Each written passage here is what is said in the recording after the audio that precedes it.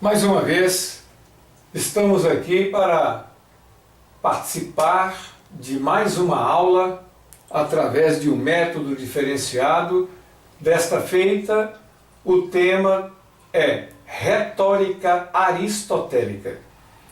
A retórica, ela cria a tese pela qual o advogado vai utilizar em seu discurso, seja em sustentação oral no tribunal, como também no plenário do júri. Podemos observar que a retórica é para muitos uma mera manipulação linguística, ornato, estilístico, que só serve de artifícios, mas propício à verbalização sem o uso da razão. Por quê? Eis uma boa pergunta que exige pausa para uma profunda reflexão. Quando as pessoas começam com aquela fala macia, falam, utilizam-se de um prosélito, rodeando mar e terra para chegar ao seu objetivo. Costumam a utilizar até de um aspecto, mesmo sem ter o conhecimento, da dialética erística de Arthur Schopenhauer, fazendo com que haja uma alteração dos neurônios e a pessoa creia que o próprio branco seja azul. Mas isto aí é através de uma persuasão sem o conteúdo do conhecimento que possa comprovar de modo incólume que a pessoa realmente é um senhor naquilo em que está se propondo a fazer, no caso da retórica. Então, com essa falácia, existiram muitas pessoas que trouxeram prejuízo e nisso houve uma restauração com relação à retórica, passando o quê? A operar na heurística, que é a tese. Então você faz um mestrado, faz um doutorado, então você cria a sua tese e essa tese que você cria, você adapta a fala que você vai discorrer. Então esta heurística, ela passou a atuar em todas as ciências. Então, seja na geografia, na psicologia, seja na filosofia do direito, na filosofia pura, na sociologia, nas demais ciências que abarcam a universalidade de todos os objetos culturais. Então você constrói a sua tese, você adapta, você constrói o seu discurso. Então, tanto a parte poética, como o lirismo, como também toda construção de o que você utiliza através de um português de altíssimo nível, em que faz o emprego e convoca a atenção de todas as pessoas que se encontram ávidas para presenciar um discurso diferenciado pelo tribuno que está se propondo a chamar representatividade para si. Então, ele passa a ser vitrine, ele passa a ser uma pessoa diferenciada. E neste momento, eu quero diluir todas as impurezas das más interpretações em relação à retórica aristotélica. Vamos, neste momento, repisar e aprendendo realmente.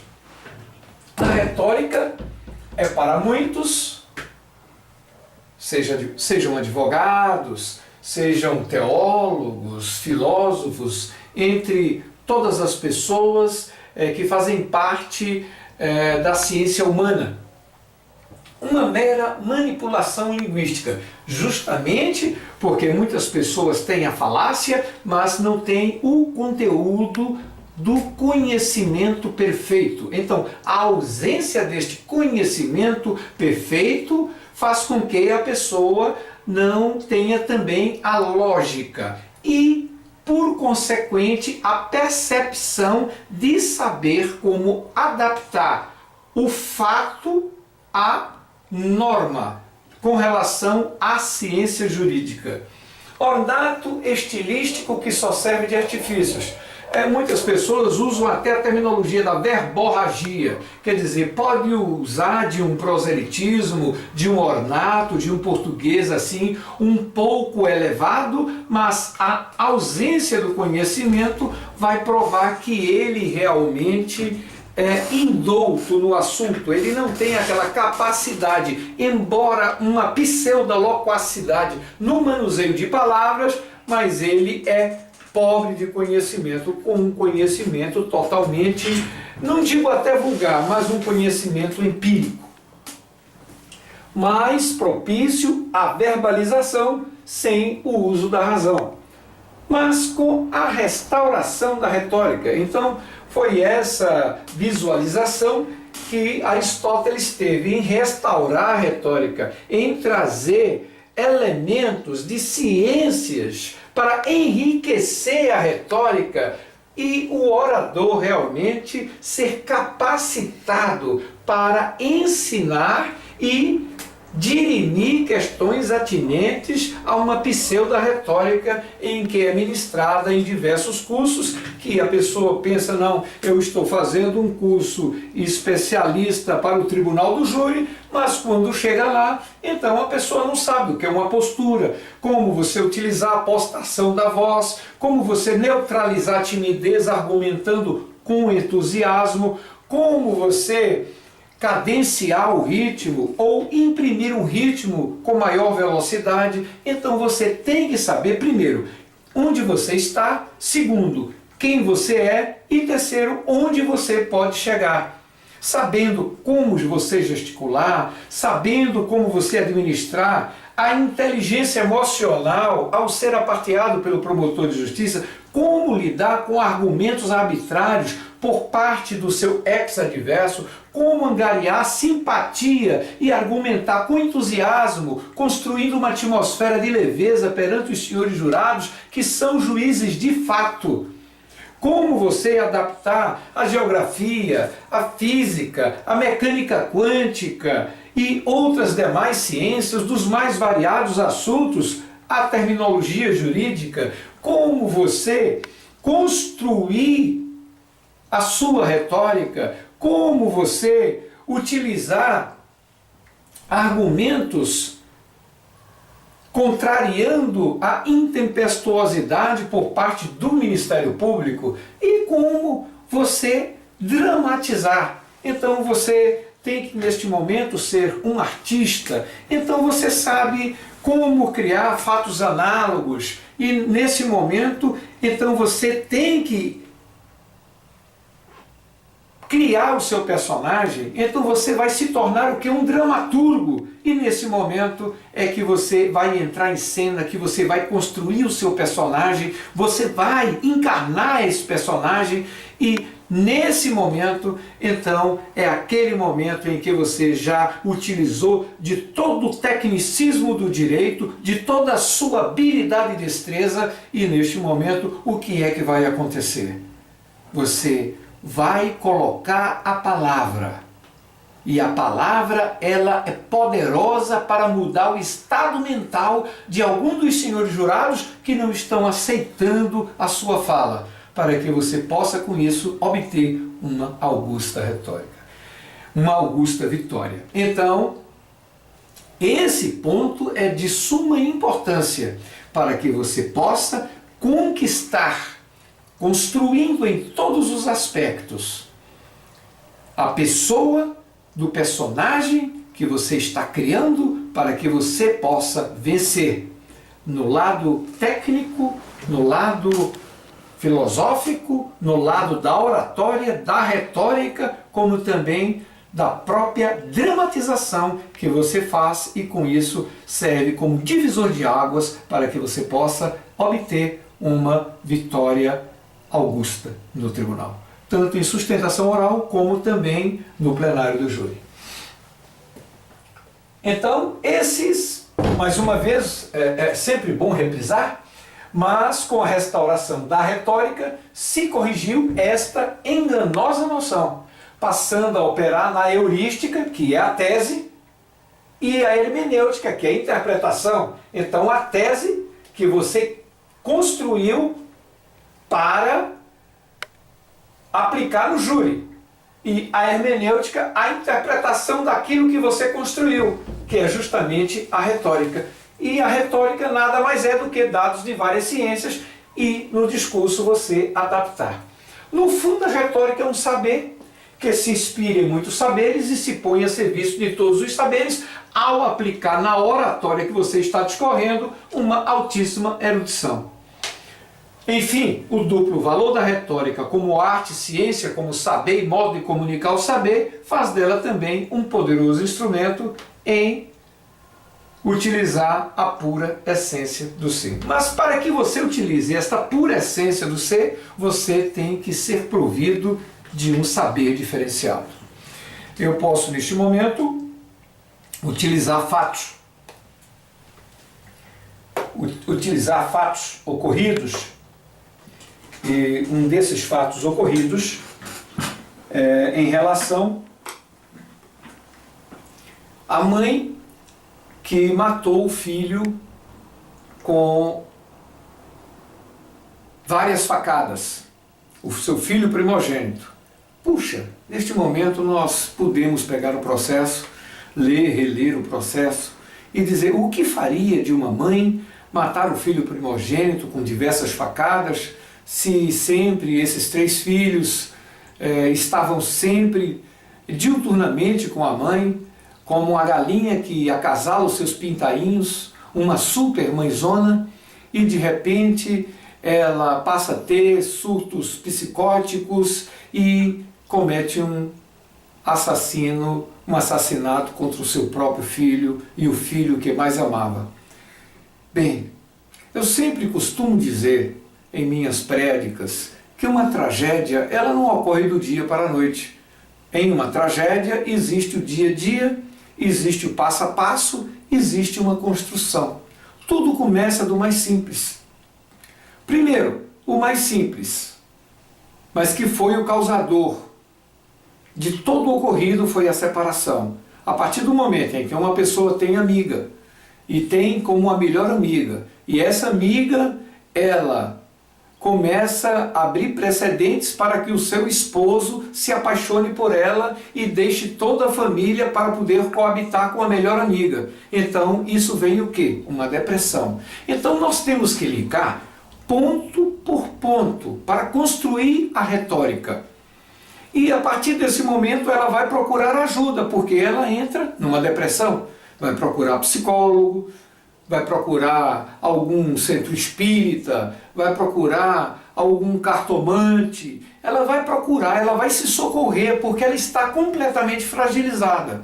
E ficando através de compras de ansiolíticos para poder dormir, para poder trabalhar, mas ela tinha que trabalhar porque senão os filhos que estavam com ela, ou seja, os 3 filhos, iam passar necessidade.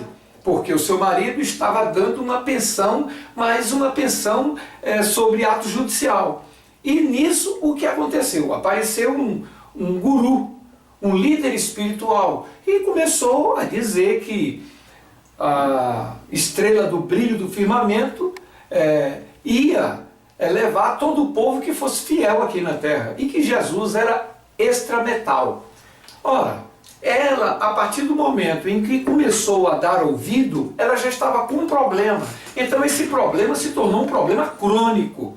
E nisso ela começou a frequentar, ela começou a ser persuadida e começou a abrir totalmente as portas para que este líder desta seita pudesse introduzir esta doutrina. E é uma questão até psicológica. O que o subconsciente armazena, o consciente realiza. E foi justamente o que ocorreu. Ela absorveu.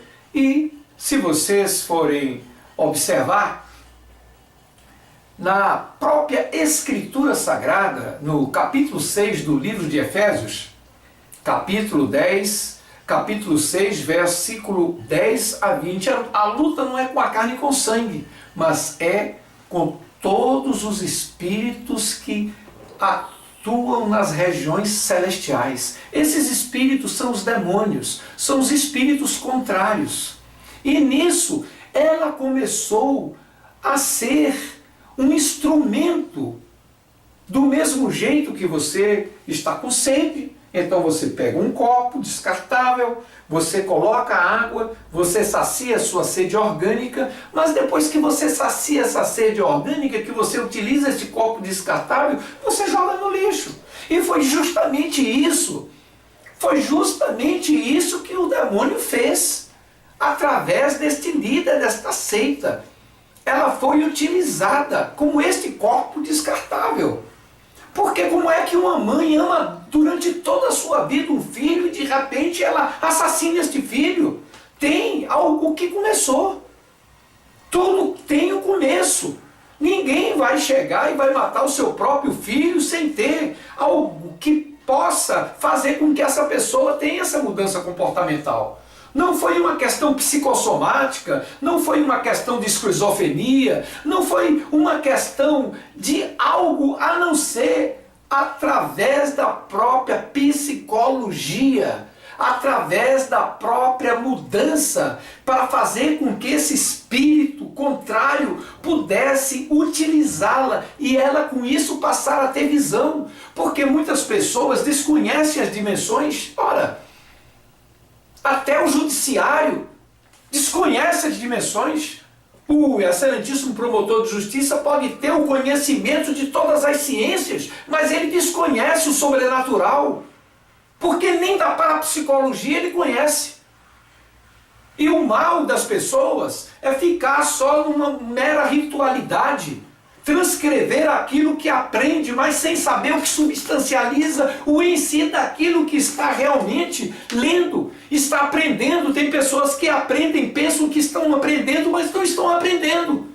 Estão apenas reproduzindo o que ouviram ou o que leram, mas não tem ciência própria daquilo realmente que está se propondo a fazer. Então nós temos que mergulhar como verdadeiros escafandros para pegar o substrato e saber como adaptar, para saber como realmente resolver. E nisso eu quero falar das dimensões. A primeira dimensão, antes que o próprio átomo, que o próprio pó da Terra se tornasse pó, foi feita a primeira dimensão, que foi a luz. E depois da luz veio a segunda dimensão, que é energia. Você pega a eletricidade, você leva um choque, essa energia é negativa. Do mesmo jeito que existe uma energia negativa, existe uma energia positiva. A cura divina é uma energia positiva. O nascimento de uma criança é uma energia positiva. E se existe a luz, existe a energia. E da energia veio o mundo físico. Agora, se eu for desfragmentar esta caneta que está aqui na minha mão, eu vou chegar à luz. Se você for desfragmentar seu terno, seu sapato, qualquer tipo de objeto, você vai chegar à luz. Agora, se você sai da primeira dimensão, que é a luz, para a segunda dimensão, que é a energia, para a terceira dimensão, que é o mundo físico, e se você desfragmentar qualquer objeto, você chega à luz, então existe a quarta dimensão sim, porque neste momento estão passando aqui sons e imagens. E isso as pessoas desconhecem, porque as pessoas odeiam o conhecimento e amam as posições. Muitas pessoas pensam que sabem tudo, mas o mal do sabido é pensar que quanto mais sabe, menos sabe. Porque a letra mata, a letra tem matado muitas pessoas que se pudessem, se colocariam como os próprios deuses. Mas a mera reprodução pálida e sérvil não dá vida ao papel, porque a quarta dimensão, neste momento, passa sons e imagens. Agora, se eu for voltar 20, 30 anos atrás, antes de ser lançado o webcam, antes de ser lançada a própria internet, se eu chegasse aqui com uma tese, com um projeto que havia criado a internet, a webcam, e que iria conectar com pessoas em Londres, nos Estados Unidos, no Japão, na França, em qualquer país, olha, esse advogado tem algum problema psiquiátrico, ele tem que fazer um tratamento porque ele não é bom da cabeça. Por quê? Todos os gênios de todas as eras, eles foram taxados como pessoas loucas. Todo gênio é louco, porque as pessoas sempre foram proibidas de pensar. Os grandes filósofos, os grandes gênios, eles foram proibidos de pensar. Então, sempre foram tidos como alienados, doentes mentais. E muitas pessoas até ficaram internadas nos hospitais psiquiátricos como loucos. Mas duas pessoas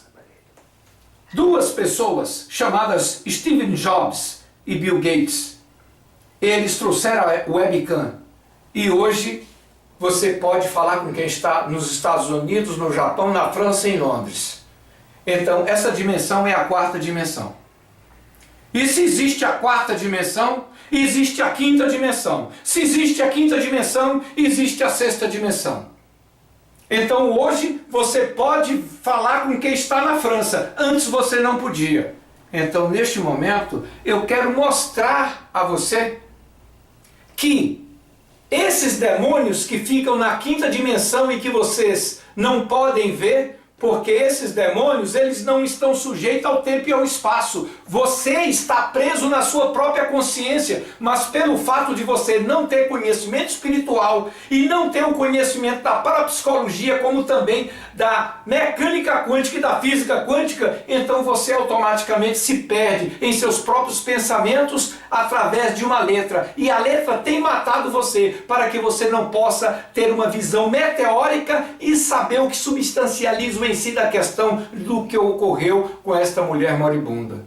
Agora, a partir do momento em que uma pessoa chora convulsivamente pela morte do marido, pela morte do próprio filho, e não sabe como foi, e o que a levou a matar esse filho, ela viu serpentes gigantes. Essas serpentes, ela no afã de querer salvar sua vida com os seus filhos, então foi matar a serpente, mas quando ela viu, ela não estava matando a serpente, ela havia acabado de matar o seu próprio filho que mais amava. Então, neste momento, é construída a retórica e se pede a desclassificação para que os senhores jurados acatem que ela não tinha o conhecimento do crime que estava praticando. Então, para o reconhecimento do caráter ilícito, que ela não tinha ciência daquilo que estava fazendo, para que seja acatado esta desclassificação e seja internada e após a realização de laudos ela possa ser colocada em liberdade. Então, esta é uma maneira de se criar uma retórica, de se construir uma retórica e de fazer com que o direito possa realmente ser construído de uma maneira mais leve, com conhecimento, com a retórica, com a oratória, fazendo com que essa beleza possa cada vez mais aumentar e ser cristalizada no presente mundo odierno.